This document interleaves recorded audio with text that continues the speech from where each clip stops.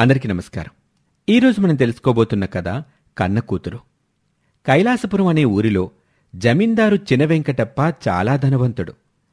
అతను పూర్వీకుల నుండి వచ్చిన ఆస్తిపాస్తుల వల్ల ఈ తరం వరకు అతని వంశీయులకి ఏ లోటు లేకుండా జీవితం సాగిపోతుంది. కాని ఆ జమీందారికి ఒక చిన్న బలహీనత ఉంది. అదేంటంటే అతను ఎక్కువగా శకునాలని, జాతకాలని నమ్ముతాడు. ఈ విషయంలో ఆ భార్యాభర్తలకి ఎప్పుడూ చిన్న చిన్న వేళాకోళాలు కూడా నడిచేవి. ఒకరోజు ఉదయాన్నే నిద్రలేచిన జమీందారు చినవెంకటప్ప బెడ్ మీద నుండే తన భార్యను పిలుస్తూ, "ఏమోయ్ లీలావతి, నా ప్రియమైన శ్రీమతి." ఏంటండి ఉదయాన్నే అంత ప్రేమగా పిలుస్తున్నారు? బెడ్ కాఫీ కోసమేనా? ఎంతైనా నువ్వు నా తెలివైన శ్రీమతివే శ్రీమతి. అందుకే భర్త పిలుపును బట్టి వాడికేం కావాలో ఇట్టే గనిపెట్టేస్తావు. ఉదయాన్నే స్ట్రాంగ్ కాఫీ పడిందే మనకి రోజు మొదలవ్వదని నీకు తెలీదా? అందుకే చటుక్కునెళ్ళి వేడి వేడి కాఫీ చిటుక్కుని తెచ్చేయ్, వెళ్ళు. ఎక్కడికి వెళ్ళేది? ఇవాళ పాలు లేవు కాబట్టి మీకు కాఫీ లేనట్టే. లేచి ఫ్రెష్ అవ్వండి, టిఫిన్ వడ్డించేస్తాను. ఏంటి, కాఫీ లేదా? ఏమైంది? ఇవాళ పాలేరు సూరిగారు రాలేదా? సూరిగాడు వచ్చాడు కానీ పాలే పితకలేదు. వాడు పాలు పితకడానికి గేదె దగ్గరికి వెళ్తుంటే చెట్టు మీద చెవుడు కాక అరిచింది. అందుకే శకునం బాలేదురా, ఈ పూటకి పాలు పితకొద్దులేరా, వదిలే అన్నాను. కాకరిస్తే పాలు పితకడానికి ఏమైంది? ఏమో, నాకెందుకో కాకి శకునం బాగా అనిపించలేదండి. అందుకే పాలు పితకనివ్వలేదు. చంపేశావోయ్ శ్రీమతి. అసలు పాలు పితకడానికి ఎవడైనా శకునాలు చూస్తాడా? వెంటనే పాలు పితికించి అర్జెంటుగా కాఫీ పెట్టి తీసుకురా, లేదంటే నాకు ఇవాళ రోజు రోజులా ఉండదు. అంటే మీకు నచ్చిన వాటికి శకునాలు అక్కర్లేదు, కానీ మిగిలిన వాటికి కావాలన్నమాట. అవకాశవాదులే. సర్లేండి, ఉదయాన్నే మనసు పాడు చేసుకోకండి. కాఫీ తయారవుతుంది, నేనెళ్ళి పని మనిషితో పంపుతాను. ఏదో సరదాగా జోక్ చేశానంతే అంటూ నవ్వుకుంటూ వెళ్ళిపోతుంది ఆ ఇల్లాలు. ఈ విధంగా ప్రతిరోజూ ఏదో ఒక విషయం మీద తన భర్తతో ఇలా పరాచకాలాడటం ఆ ఇల్లాలికి సరదా. ఆమె గురించి తెలిసి కూడా ఆ క్షణానికి ఆమె చెప్పింది నమ్మేసి బోల్తా పడ్డం ఆ జమీందారికి ఆనవాయితీ. అలా ఎన్నో ఏళ్లుగా అన్యోన్యంగా వాళ్ల సంసారం సాగుతున్నా వాళ్లకి ఎందుకనో ఈ రోజుకి పిల్లలు కలగలేదు. ఆ దిగులే వాళ్లకి ఎప్పుడూ ఉండేది. ఇదిలా ఉంటే ఆ జమీందారు దగ్గర గుమస్తాగా పనిచేస్తున్న జగన్నాథం చాలా నమ్మకస్తుడు. పైగా ఆ కుటుంబానికి చాలా సన్నిహితుడు కూడా. అందుకే దివానం వ్యవహారాలైనా, తోటలు పొలాల దిగుబడి వ్యవహారాలైనా అన్నీ జగన్నాథమే చక్కబెట్టేవాడు. ఒకసారి తన ఒక్కగానొక్క కూతురైన వినమ్రని జగన్నాథం జమీందారు కోటకి తీసుకొస్తాడు. "అయ్యగారు, ఇవాళ నా కూతురు పుట్టినరోజండి. మీరు పెద్ద మనసుతో ఆశీర్వదిస్తారని ఇలా తీసుకొచ్చాను." ఓహో, ఈ బంగారు తల్లి పుట్టినరోజా ఈవేళ? రామ బంగారం, నీ పేరేంటి? వినమ్రని అమ్మగారు నా పేరు. వినమ్ర, మంచి పేరు. నా పేరు లీలావతి. ఇక నుండి మనిద్దరం ఫ్రెండ్స్ అయిపోదామా? అంటూ ఆ పిల్లని ఆప్యాయంగా దగ్గరకు తీసుకుంది లీలావతి. ఈ విధంగా తమకి పిల్లలు లేకపోవటంతో ఏ పిల్లలనైనా చాలా ప్రేమగా చూసుకునేవారు ఆ దంపతులు. అలా తన పుట్టినరోజు నాడు ఆ పిల్లతో కొంత సమయం గడపాలని ఆ జమీందారీ జంట గుమస్తా జగన్నాథంతో, జగన్నాథం గారు, నేను ఆయన వినమ్రని తీసుకొని అలా సరదాగా షికారు వెళ్ళొస్తామండి. పిల్ల పుట్టినరోజు కదా, ఏదైనా ఇప్పించి తీసుకొస్తాం. తీసుకెళ్ళమంటారా? పిల్లని తీసుకెళ్ళండమ్మా, అందులో ఏముంది. కాని పిల్లకి మీ ఆశీర్వాదం చాలమ్మా, కానుకలవి వద్దులేండి. చూడవయ్యా జగన్నాథం, ఆ విషయం మేం చూసుకుంటాంలేవయ్యా. అమ్మగారు అడిగిన దానికి సమాధానం చెప్పు చాలు. పిల్లని మాతో తీసుకెళ్ళొచ్చా లేదా? బాలేవారే అయ్యా, తీసుకెళ్ళండి అని చెప్పటంతో ఆ పాపని ఎక్కించుకొని అలా తమ కారులో షికారుకి వెళ్తూ ఉంటారు. దారి మధ్యలో స్కూటర్ మీద వాళ్ల లాయర్ పరబ్రహ్మం ఎదురుపడతాడు. ఆ జమీందారుతో, "అయ్యా జమీందారు గారు, ఇవాళ మీరు లేచిన వేళా విశేషమో ఏమో గాని ప్రభుత్వంతో మనకి తగాదా ఉన్న ఆ 50 ఎకరాల భూమి విషయంలో ఈవేళ తీర్పొచ్చేసిందండి. ఆ 50 ఎకరాలు మనమేనండి. వాటితో ప్రభుత్వానికి ఏ సంబంధం లేదని కోర్టు తీర్పిచ్చేసింది. ఈ విషయం చెప్పడానికే నేను మీ దగ్గరకు వస్తుంటే పార్వతీ పరమేశ్వరుల్లాగా మీరే నాకెదురొచ్చారు." చాలా మంచి వార్త చెప్పారు లాయర్ గారు. మీరెళ్ళి దివానంలో ఉండండి, మేము ఈ పాపని అలా తిప్పి తీసుకొస్తాం అని చెప్పి కారులో వెళ్ళసాగారు. అప్పుడు జమీందారు తన భార్యతో, చూసావా లీలావతి, ఇప్పటికైనా శకునాలను నమ్ముతావా? అసలు ఓడిపోతామనుకున్న కేసు మనకి అనుకూలంగా తీర్పొచ్చిందంటే ఇదంతా ఇదిగో ఈ పాప మన పక్కన ఉండటం వల్లే.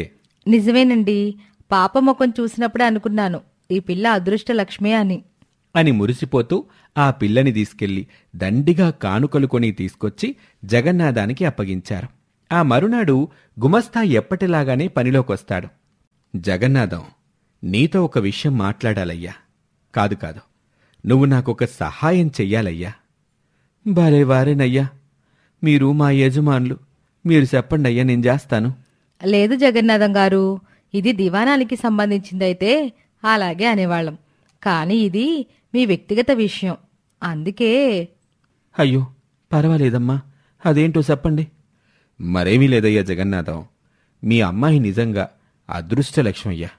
నిన్న నువ్వు పాపం తీసుకొచ్చిన వేళా విశేషమేమో గాని ఖచ్చితంగా మేం ఓడిపోతామనుకున్న కేసు గెలిచామయ్యా. అందుకే అంత అదృష్టవంతురాల్ని అలా కష్టాల్లో నీ దగ్గర ఉంచటం గన్నా మా దగ్గర మీ పాపుంటే చక్కగా చదువుకి ఆమె భవిష్యత్తుకి బావుంటుందయ్యా. ఇంతవరకు వచ్చాక డొంక తిరుగుడు దేనికండి? చూడండి జగన్నాథం గారు, మాకెలాగో పిల్లలు లేరు, అందుకే మీ పాపని పెంచుకుందాం అనుకుంటున్నాం. మా దగ్గరుంటే మీ పిల్ల భవిష్యత్తు బంగారులా ఉంటుంది, అందుకైతే మాది పూచి అంటూ తమ మనసులో ఉన్న మాటని తమ దగ్గర పనిచేస్తున్న జగన్నాథానికి చెప్పేశారు. అతనికి ఏం బదులివ్వాలో అర్థం కాలేదు. అందుకే 2 రోజులైనా అతను ఏ జవాబు ఇవ్వకపోయేసరికి జమీందారీ దంపతులు కాస్త దీనంగా బ్రతిమిలాడారు. అప్పుడు తనకి అన్నం పెట్టిన యజమానులు కోరక కోరిన ఒక కోరిక కావటంతో తన కూతురిని జమీందారు ఇంటికి దత్తత ఇచ్చేశాడు ఆ కన్నతండ్రి జగన్నాథం. అందుకు వాళ్లు పెట్టిన షరతు కూడా ఆ పిల్లని పెంపకానికి ఇచ్చాక ఇక ఆమె కంటికి కూడా కనబడకుండా వెళ్ళిపోవాలని. దానికి కూడా ఒప్పుకొని వినమ్రని జమీందారి ఇంటి పిల్లగా వదిలేసి తన భార్యతో మరో ఊరికి వెళ్ళిపోయాడు జగన్నాథం. కొంతకాలానికి వినమ్ర కూడా తన కన్నవాళ్ళని మరిచిపోయింది. అలా పెరిగి పెళ్ళీడుకొచ్చిన వినమ్రకి అసలు తన కన్నవాళ్ల సంగతే గుర్తులేదు. నాన్నగారు, మరో 2 రోజుల్లో అమ్మ సంవత్సరికం వస్తుంది, మీరొకసారి హాస్పిటల్కి వెళ్ళి చెకప్ చేసుకుని వచ్చారంటే ఆ రోజు కార్యక్రమం ఏ ఆటంకం లేకుండా జరుగుతుంది. అసలే 3 రోజుల నుంచి మీరెందుకో డల్గా ఉంటున్నారు, ఒకసారి డాక్టర్ని కలిసొద్దాం పదండి. లేదమ్మా, నా దిగులు అనారోగ్యం వల్ల వచ్చింది కాదు. ఇన్నాళ్ళు నీకు తెలియని ఒక రహస్యం నీకు చెప్పకుండా నేను కూడా పోతానేమో అనే బెంగ మొదలైందమ్మా నాలో. రహస్యమా? ఏంటి నాన్నగారు అది? మేము నీ కన్నవాళ్ళం కాదమ్మా. నువ్వు మా దగ్గర పనిచేసిన గుమస్తా జగన్నాథం కూతురివి. జాతకాలు శకునాలు అని నాకున్న పిచ్చితో అంటూ ఇన్నేళ్లుగా తాము దాచిపెట్టిన నిజాన్ని తన కూతురికి చెప్పేశాడు జమీందారు. బాగా ఆరోగ్యం చెడిపోయి చావు కోసం ఎదురుచూస్తున్న వయసులో తాను ఒక బిడ్డని ఆమె కన్నవారి నుండి విడదీసిన పాపాన్ని పోగొట్టుకోవాలని అతని ఆశ. అందుకే మొత్తం విషయం చెప్పేశాడు. అదమ్మా జరిగింది. ఇప్పుడు మీ నాన్న ఎక్కడుంటున్నాడో నాకు తెలియదు, కానీ మీ నాన్న బ్రతకడానికి దండిగా డబ్బులిచ్చే పంపానమ్మా ఆ రోజు. చాలా తప్పుగా ఆలోచించాను నాన్న. నన్ను మీరు పెంచుకోవాలనుకున్నప్పుడు ఆయన్ని కూడా మన దగ్గరే ఉండనిచ్చుంటే ఏం నష్టం జరుగుండేది చెప్పండి. పాపం, కన్న కూతుర్ని దూరం చేశాక ఏ తల్లిదండ్రులైనా ఎలా బ్రతకగలరు? ఇన్నేళ్లు పెంచిన మీకే నా మీద అంత ప్రేముంటే తమ ఒక్కగానొక్క కూతురి మీద వాళ్ళు ఇంకెంత ప్రేమ పెంచుకుంటున్నారు, ఆలోచించలేదా నాన్న? అంటూ కూతురడిగిన ఏ ప్రశ్నకి ఆ తండ్రి దగ్గర బదుల్లేదు. కాని వినమ్ర మాత్రం తన తల్లిదండ్రులు ఎక్కడ ఉన్నారని వెతికించింది. అప్పుడు వాళ్ళు ఒక వృద్ధాశ్రమంలో చేరి తమ పేరున ఉన్న ఆస్తులు డబ్బుల్ని ఆ ఆశ్రమానికి రాసిచ్చి వారిలో ఒకరిగా ఉంటున్నారని తెలిసి వాళ్ళని కలిసింది వినమ్ర.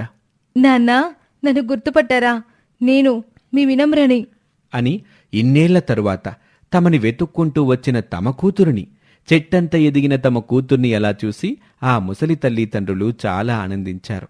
డబ్బున్న అహంకారంతో తన పెంపుడు తండ్రి ఆనాడు చేసిన పనికి ఆయన తరపున ఈ కన్న కూతురు క్షమాపణ అడిగింది.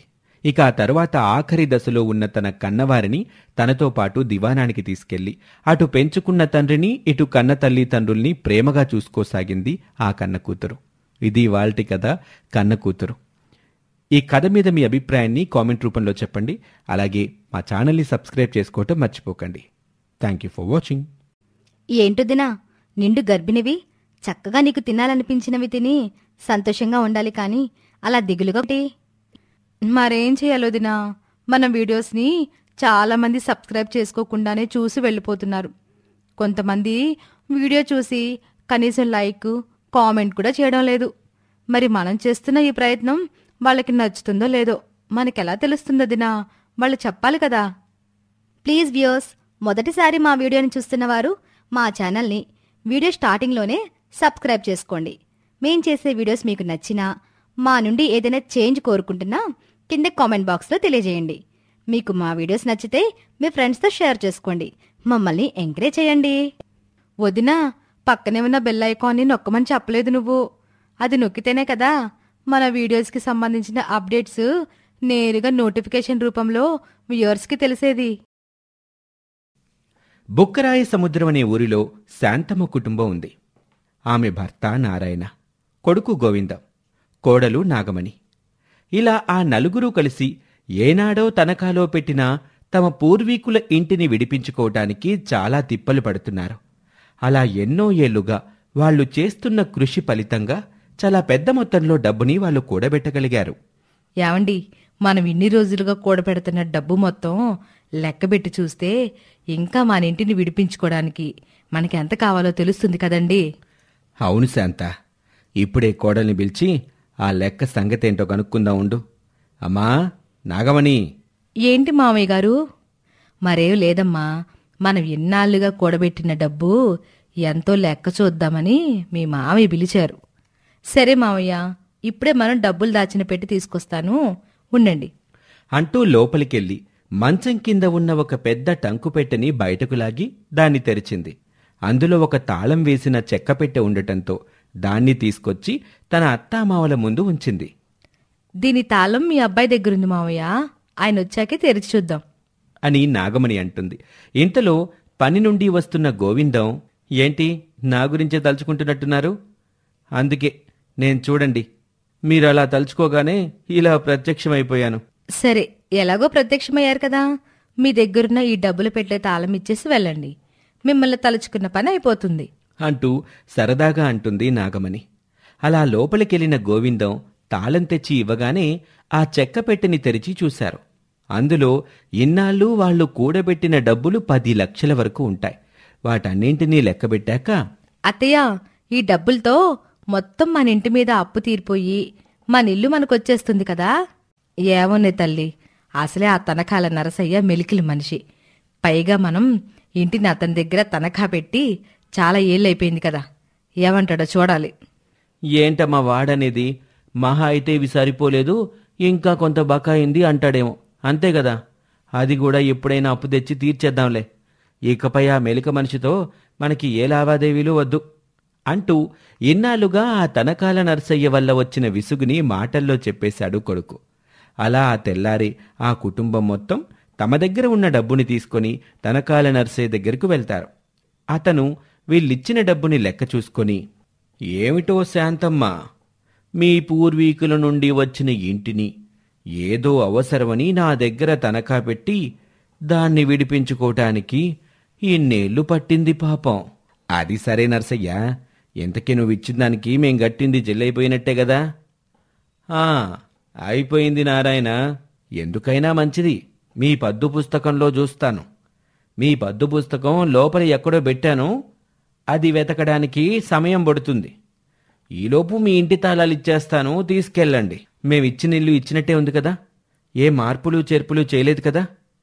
భలేవారే, మీరిచ్చినప్పుడు ఎలా ఉందో ఇప్పుడు అలానే ఉంది అని చెప్పి ఇంట్లోకెళ్ళి వాళ్ళ ఇంటి తాళాలు తెచ్చి ఇచ్చాడు. అసలు తనకా నర్సయ్య లాంటి మెలికల మనిషి చేతిలో నుండి తమ ఇల్లు అంత సునాయసంగా విడిపించుకోవటం ఆ కుటుంబానికి చాలా ఆశ్చర్యంగా అనిపించినా తమ ఇంటి తాళాలు చేతిలో పడ్డాయి గనుక అది నిజమని నమ్మి ఆత్రంగా వాళ్ళ ఇంటికి వెళ్ళి చూస్తారు. ఇప్పుడు ఆ ఇల్లు మొత్తం ఒక భూతు బంగ్లాలాగా ఉంది. ఎన్నో ఏళ్లుగా ఆ ఇంటిని తెరవనట్టు చెట్లు డొంకలు బాగా పెరిగిపోయి కనిపించింది ఆ ఇంటి బయట నుండి. అత్తయ్య, ఏంటిది మనీలేనా అసలు? మనీలేనే కోడలా, సచ్చినోడు మనం తనఖా పెట్టిన తర్వాత నుండి ఇటువైపు కూడా వచ్చినట్లేడు.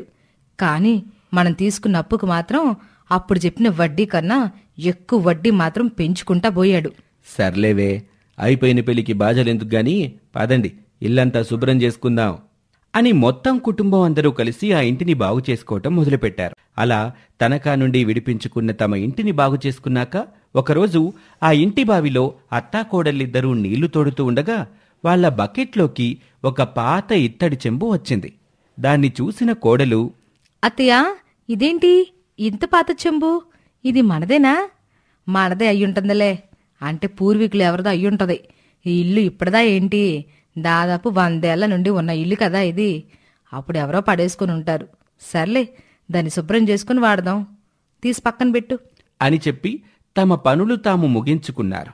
అలా ఆ పాత ఇత్తడి చెంబుని దగదగలాడేలా శుభ్రం చేసి దాన్ని చూసి మురిసిపోతూ ఉండగా ఆ చెంబు ఒక్కసారిగా కళ్ళు తెరిచి చూస్తుంది. అప్పుడు అది ఒక మాయా చెంబు అని తెలుస్తుంది ఆ అత్తాకోడలిద్దరికీ. వాళ్ళిద్దరూ అదిరిపడతారు. కంగారు పడకు ఇల్లాలా, నేను మీ పూర్వీకుల నాటి మాయా చెంబుని.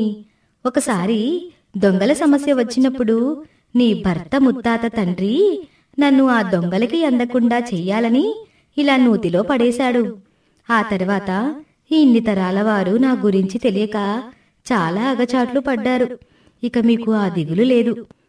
అత్తయ్య, ఇదంతా కళ నిజమా? అదేనే కోళ్ళ, నాకు అర్థం కావడం లేదు. అయ్యో, ఏం మనుషులే మీరు! మాయా చెంబుని నేనే చెబుతున్నాను, ఇదంతా నిజమైనా నమ్మరా? సరే, మీ ఇంట్లో ఎంత ధనం ఉందో అంతా తీసుకుని రండి. ఈ మాయా చెంబు మహిమేంటో మీకు చూపిస్తాను. కోళ్ళ, మన ఇంట్లో డబ్బులు ఎంతున్నాయే? 1000-2000 ఉంటాయి అత్తయ్య. సరే, అవి తీసుకునిరా అని చెప్పడంతో కోడలు వెళ్లి తమ దగ్గర ఉన్న డబ్బులు తీసుకొస్తుంది. ఇప్పుడు ఆ ధనాన్ని నాలో వెయ్యండి. నా మహిమేంటో మీకు తెలుస్తుంది అని మాయా చెంబు చెప్పడంతో ఆ అత్తగారు కోడలి దగ్గర డబ్బులు తీసుకుని ఆ మాయా చెంబులో వేస్తుంది. అయినా ఆ చెంబులో ఏ మార్పు కనిపించలేదు. వేసాం కదా మాయా చెంబు, మరి ఏమీ మార్పు రాలేదు కదా? తొందరెందుకే కోడలా, నన్ను నీళ్లు వంపినట్టుగా పక్కకి వంపండి అని చెప్పటంతో ఆత్రంగా కోడలు ఆ చెంబుని పక్కకి వంపింది. అప్పుడు అందులో నుండి వాళ్లు వేసిన 2000కి బదులుగా 3 కట్టల డబ్బులు రాలాయి. అవి చూసి ఆ అత్తాకోడలిద్దరూ ఎంతో ఆశ్చర్యపోయారు. ఇప్పుడైనా నమ్ముతారా నేను మాయా చెంబునని అని అనటంతో ఆ అత్తాకోడళ్ళు ఆశ్చర్యం నుంచి తేరుకుని, నిజంగా నిన్ను మా పూర్వీకులు మా అలాంటోళ్ళ కోసమే ఆ బావిలో వేశారేమో. చాలా ధన్యవాదాలు మాయా చెంబు అని తమ సంతోషాన్ని మాయా చెంబుతో చెప్పుకున్నారు. అలా ఆ రోజు నుండి ఆ మాయా చెంబు వల్ల తమకొచ్చే కొద్దిపాటి సంపాదనతోటే వాళ్ళు చాలా లాభపడుతున్నారు. తమ భర్తలకి కూడా ఆ మాయా చెంబు విషయం తెలియకుండా జాగ్రత్త పడుతున్నారు ఆ అత్తాకోడళ్ళు. అలా ఆ మాయా చెంబు సహాయంతో గతంలో తమ పూర్వీకులు చేజార్చుకున్న ఆస్తులని మళ్లీ ఈ రోజుకి ఏ ధరలు ఉంటే ఆ ధరలిచ్చి కొనుక్కుంటున్నారు. అలా ఆ అత్తాకోడళ్ల మాయా చెంబు వల్ల ఆ కుటుంబం ఎదుగుతుంటే అది కళ్ళారా చూస్తున్న తనకాల నర్సయ్యకి వాళ్ల మీద అనుమానం వచ్చింది. ఈ బికారోళ్ళు నిన్న మొన్నటి వరకు నాకు వడ్డీ కట్టడానికే అల్లాడిపోయారు కదా, మరి చచ్చీ చెడి నా వడ్డీలకు వడ్డీలను కట్టి విడిపించుకున్న ఇంట్లోకి వెళ్ళాక వీళ్ళకేవైంది? కొంపదీసి ఆ ఇల్లు వీళ్ళకి కలిసొచ్చిందా ఏంటి? చేసుకునేవి చిన్న చిన్న పనులు, కాని ఎక్కడ పడితే అక్కడ చాలా ఆస్తుల్ని కొంటున్నారు. అసలు వీళ్ళ సంపాదన వెనుక ఉన్న రహస్యమేంటో తెలుసుకోవాలి అని అనుకొని ఒకరోజు సాయంత్రం చీకటి పడ్డాక చాటుగా ఆ అత్తాకోడళ్ల పాత ఇంటి కిటికీ దగ్గరకు చేరుతాడు నర్సయ్య. అదే సమయానికి ఆ కోడలు కొంత డబ్బులు తెచ్చి అత్తగారికిస్తుంది. అత్తయ్య, ఇవిగోండి, ఇవాళ నేను సంపాదించిన డబ్బులు మాయా చెంబులో వేసి వీటిని డబల్ చేసి ఇవ్వండి. తీసుకెళ్లి ఈయన పెట్టెలో పెడతాను. సరేనే కోడలా, వెళ్ళి ఆ మాయా చెంబుని తీసుకురా అని చెప్పటంతో కోడలు వెళ్లి ఆ మాయా చెంబుని తీసుకొచ్చింది. అప్పుడు ఆ అత్తగారు కోడలు తెచ్చిన డబ్బులని మాయా చెంబులో వేసింది. ఆ తర్వాత ఆ చెంబుని వంపగా ఆ చెంబులో నుండి వేసిన దానికన్నా ఎక్కువ రెట్ల డబ్బులు కట్టలు కట్టలుగా పడ్డం కిటికీలో నుండి నరసయ్య చూస్తాడు. అమ్మో అమ్మో, ఇన్నాళ్ళు ఈ ఇంట్లో ఇలాంటి మాయా చెంబు వదిలిపోయారని తెలియక నేను దీన్ని తాళం వేసి బూజులు పట్టించాను.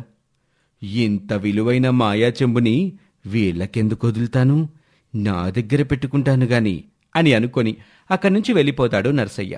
ఇక ఆ తెల్లవారి ఎప్పటిలాగానే ఇంటిల్లిపాది తమ తమ పనులకి వెళ్ళిపోతారు. తనకాల నరసయ్య వచ్చి ఆ అత్తాకోడళ్ల ఇంటికి సంబంధించిన మరో తాళం తన దగ్గర ఉండటంతో దాన్ని ఉపయోగించి ఆ ఇంట్లోకి చొరబడతాడు. అత్తాకోడళ్ల మాయా చెంబుని దొంగిలించి మళ్లీ తాళాన్ని యథాప్రకారంగా వేసుకుని వెళ్ళిపోతూ ఉన్నాడు. అప్పుడు ఆ మాయా చెంబు ఏడుస్తూ, అయ్యో దుర్మార్గుడా, నన్ను దొంగిలించావేంట్రా, వదిలిపెట్టరా నన్ను అంటూ కళ్ళమ్మట నీళ్లు పెట్టుకుంటుంది మాయా చెంబు. ఇన్నేళ్ల తరువాత తమ జీవితాల్లో మార్పు తెచ్చిన తమ పూర్వీకుల సొత్తైన ఆ మాయా చెంబు ఆ అత్తాకోడళ్ళకి దొరికినట్టే దొరికి దూరం అయ్యాక వాళ్ళ జీవితాలు ఏం కాబోతున్నాయి? కనీసం తమ భర్తలకి కూడా ఆ మాయా చెంబు గురించి తెలియకుండా రహస్యంగా ఉంచిన ఆ ఆడాళ్ళిద్దరూ ఇప్పుడు తన మాయా చెంబు చోరీ అయిందని తెలిస్తే ఏం చేస్తారు? ఇవన్నీ తెలియాలంటే మాయా చెంబు మరో భాగం వరకు వేచి చూడండి. సుందరి ఇలా అనుకుంటూ ఉంటుంది. ఈ అన్నదమ్ముల్ని ఏం చేస్తే విడిపోతారబ్బా? నేనెంత చేసినా వీళ్ళు విడిపోవట్లేదే. ఆ అంజిగాడి వల్ల నా పరువు మొత్తం పోతుంది. మా వారు కూడా నన్ను నమ్మట్లేదు. ముందు ఆ అంజిగాడి పీడ వదిలించుకోవాలి. నేను చేసే పనులన్నీ తెలిసిపోతున్నాయే. ఏదో ఒకటి చేసి తీరాలి, లేకపోతే నా సంసారమే నాశనమైపోతుంది అని సుందరి అనుకుంటూ ఉండగానే ఇంతలోనే అక్కడికి అంజి వస్తాడు. వదినా వదినా, నాకు స్కూల్కి టైం అవుతుంది. టిఫిన్ చేసావా వదినా? నేను వెంటనే తినేసి బయలుదేరుతాను.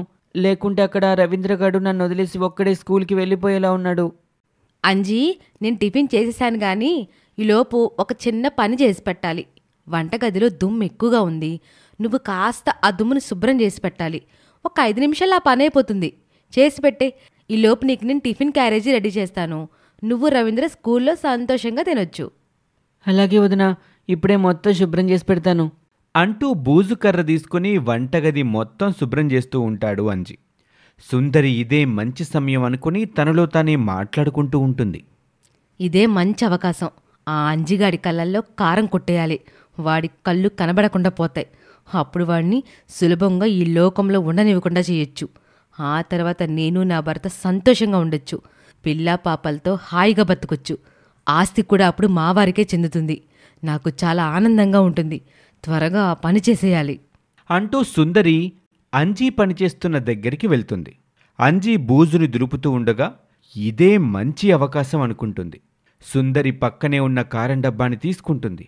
ఆ డబ్బాలో ఉన్న కారం తీసుకొని అంజి కళ్ళల్లో కొడుతుంది.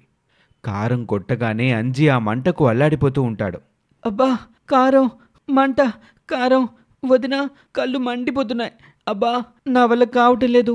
వదినా ఏదోటి చెయ్యదునా, నేను తట్టుకోలేకపోతున్నాను, కాపాడుదునా. అంజీ కారం మంటకి అల్లాడిపోతుంటే సుందరి తనలో తానే నవ్వుకుంటూ చూస్తూ ఉండిపోతుంది. బాధను భరించలేక అంజీ నీళ్ల కోసం వెతుకుతూ ఉంటాడు. ఇక అప్పుడే సలసలా కాగే నూనెపై పడిపోతాడు అంజీ. నూనె మీద పడ్డంతో అంజీకి గాయాలవుతాయి. కళ్ళ మంటలు ఒక పక్క, నూనె వల్ల గాయాలు మరో పక్క. ఈ 2 బాధల వల్ల అంజీ కన్నీళ్లు పెట్టుకుంటూ ఏడుస్తూ ఉంటాడు. అయ్యో, మంట, నా వల్ల కావటం లేదు. వదినా, ఆ నీళ్లు తెచ్చి వదినా, నేను తట్టుకోలేకపోతున్నాను. అమ్మ, నాకు చాలా బాధగా ఉంది. కళ్ళల్లో కారం, ఒంటిపై గాయాలు 2 మంట పుడుతున్నాయి.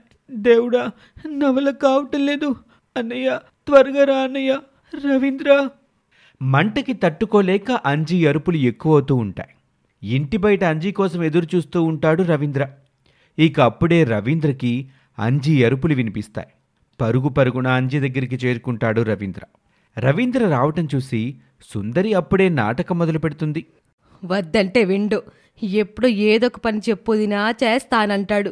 ఇలా ఇబ్బందులు పాలవుతాడు. వంటగదిలోకి ఎందుకు రావాలి? ఇలా ఎందుకు గాయాలు తెచ్చుకోవాలి? నేను ఎంత చెప్పినా విండు కదా.